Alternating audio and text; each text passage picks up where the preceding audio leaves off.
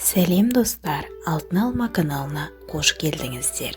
Біз бүгін небәрі 2 ингредиенттен дайындалатын керемет нәзік крем жасайтын боламыз. Видеоны міндетті түрде соңына дейін қарап, лайк басып, комментарий жазуды ұмытпаңыздар.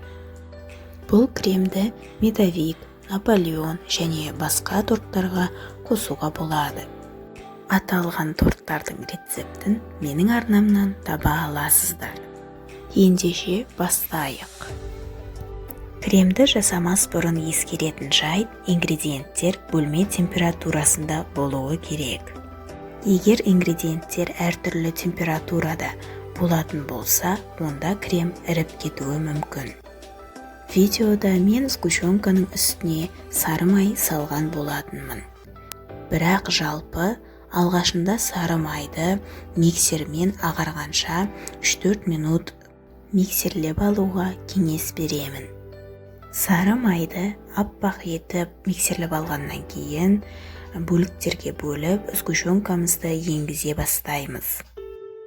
Егер сіздерге өз формасын жақсы ұстайтын крем қажет болса, сары майды көбірек қосасыз.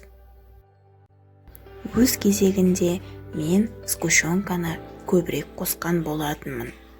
Видеода көрсетілгендей 2 ингредиентті кезек-кезегімен араластырып отырамыз.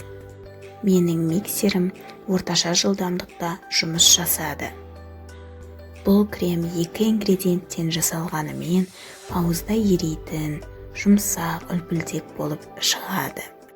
Алғашында сары майды жақсылап миксерлеп алсаңыз, барлығы дұрыс шығуы керек.